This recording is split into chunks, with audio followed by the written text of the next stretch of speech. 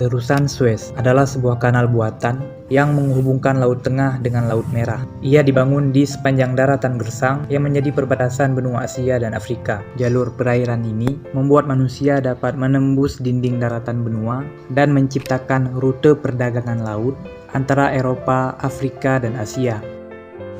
Sebelum kami menjelaskannya lebih lanjut, mohon klik tombol subscribe dan bunyikan notifikasi agar Anda tetap memperoleh update video-video terbaru dari kami. Pada akhir abad 18, Napoleon Bonaparte melakukan ekspedisi ke Mesir. Tidak hanya membawa tentara, ia turut membawa para sarjana dari berbagai keahlian. Tujuannya adalah untuk mempelajari bumi para Firaun itu agar hasil alam di sana dapat dimanfaatkan secara maksimal. Salah satunya adalah mengadakan pengkajian terhadap sisa-sisa kanal bekas peradaban Mesir kuno. 35 tahun kemudian, Barthélemy Prosper Enfantin, seorang reformi sosial asal Prancis, menyatakan bahwa tanah genting Suez telah menjadi jurang pemisah antara dunia timur dan barat. Enfantin percaya kalau industrialisasi dan sains adalah penggerak peradaban, dan dalam hal ini, salah satu tugasnya adalah memutus jurang pemisah ini. Ide yang ia tawarkan adalah pembangunan kanal yang membelah tanah genting Suez. Berlanjut ke tahun 1854, kekuatan Prancis di Mesir sudah tidak ada lagi. Namun orang Prancis yang bernama Ferdinand de Lesseps yang juga berperan penting dalam pembangunan terusan Panama membujuk Muhammad Said Pasha yang merupakan gubernur Mesir saat itu agar diizinkan membangun sebuah kanal yang memanjang dari Laut Tengah hingga ke Laut Merah. Otoritas Mesir menyetujui permintaan Ferdinand yang sebelumnya juga telah mendapat izin dari Napoleon III di Prancis. Pada saat bersamaan, satu kekuatan lain yang juga memiliki pengaruh di sana, yakni Kerajaan Inggris, tidak setuju mengenai pembangunan kanal tersebut. Menurut mereka, proyek ini akan lebih menguntungkan Prancis dan membahayakan hegemoni mereka terhadap berbagai wilayah koloni di timur. Namun Ferdinand tidak terpengaruh. Ia mendirikan perusahaan pembangunan kanal dan mulai melakukan kampanye pengumpulan dana melalui penjualan saham. Saham utama ia berikan kepada gubernur Mesir sendiri dan juga kepada tokoh-tokoh berpengaruh lain di sana. Sebagian saham dijual kepada publik di Eropa dan Amerika.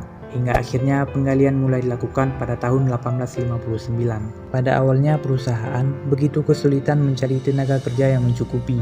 Hingga akhirnya gubernur Mesir diharuskan menyediakan 20.000 pekerja paksa yang diambil dari para petani lokal. Para pekerja ini menggali secara manual, menggunakan sekop bahkan tangan kosong. Hidup dengan fasilitas yang jauh dari kata layak, bahkan tidak semua dari mereka mendapatkan jatah tenda atau selimut. Sehingga banyak yang harus tidur di tempat terbuka dengan beralaskan pasir gurun. Keadaan semakin buruk ketika wabah kolera menjangkiti kawasan seputar penggalian. Seperti halnya pembangunan berbagai megaproyek sepanjang sejarah manusia, pembangunan terusan Suez juga memakan ribuan nyawa pekerjanya. Hal ini disebabkan oleh kepanasan, beban kerja yang berlebihan, kolera, dan berbagai penyakit-penyakit yang lain. Akibat kematian banyak pekerja, sentimen anti pembangunan kanal terus memuncak, terutama di Inggris. Ottoman yang mendapatkan banyak tekanan diplomatik memerintahkan gubernur Mesir untuk menarik semua pekerja dari Suez. Pembangunan pun terhenti pada musim semi tahun 1864, 5 tahun sejak ia dimulai.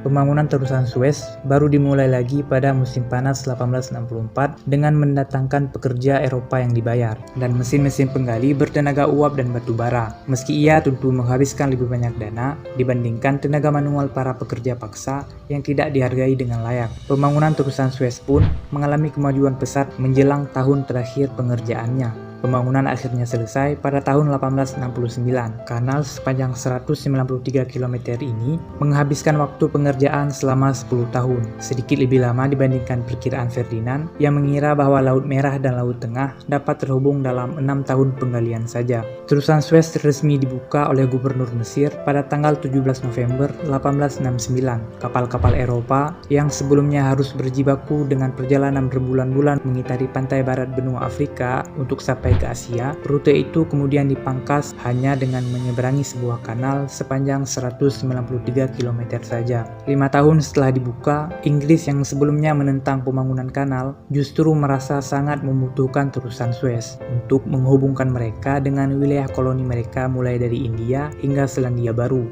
Inggris lalu membeli saham dari Suez Canal Company. Mereka juga memperoleh sebagian kekuasaan atas operasi terusan dan membaginya dengan investor swasta bangsa Prancis. Mengingat betapa berharganya rute ini, pada tahun 1888 melalui Konvensi Konstantinopel, terusan Suez ditetapkan sebagai rute internasional dan wilayah netral di bawah perlindungan Inggris yang pada saat itu sedang menduduki Mesir. Terusan Suez tidak boleh ditutupi bagi negara manapun, baik dalam masa perang maupun masa damai. Tidak boleh ada tindakan permusuhan atau pendirian benteng di sekitar saluran kanal. Hingga pertengahan abad 20, meskipun terusan Suez berada di wilayah Mesir, ia tetap berada di bawah kendali asing. Pada Perang Dunia Pertama, terusan Suez menjadi rebutan antara blok Sekutu dan blok Poros. Gabungan kekuatan Jerman dan Ottoman menyerang terusan Suez yang dikuasai oleh Inggris. Hal yang sama juga terjadi dalam Perang Dunia Kedua. Terusan Suez menjadi fokus utama yang dilindungi Inggris sepanjang kampanye Afrika Utara. Setelah Perang Dunia berakhir, pada tahun 1948, Inggris mundur dari wilayah Mesir. Pada tahun yang sama, kemerdekaan Israel juga dideklarasikan. Pendirian negara Israel ditentang keras oleh negara-negara Arab. Meski sebelumnya terusan Suez telah diposisikan sebagai zona netral, namun tetap saja ia ikut terseret dalam berbagai pusaran ketegangan yang muncul beberapa tahun berikutnya. Pada tahun 1956, terjadi krisis Suez ketika Presiden Gamal Abdel Nasir mencoba menasionalisasi terusan Suez. Langkah berani ini, ditambah pemerintahan Mesir saat itu yang cenderung sosialis, kemudian memicu kemarahan Prancis dan Inggris. Mesir juga menutup akses bagi kapal-kapal Israel. Akhirnya krisis ini bereskalasi menjadi perang antara Mesir melawan Inggris, Prancis, dan Israel. Karena perang ini dinilai akan merugikan banyak pihak, PBB berupaya meredakan keadaan. Amerika Serikat sendiri juga mendorong sekutu mesra mereka, Inggris dan Prancis, agar menarik pasukan mereka. Upaya perdamaian ini pada akhirnya mendapatkan hasil positif.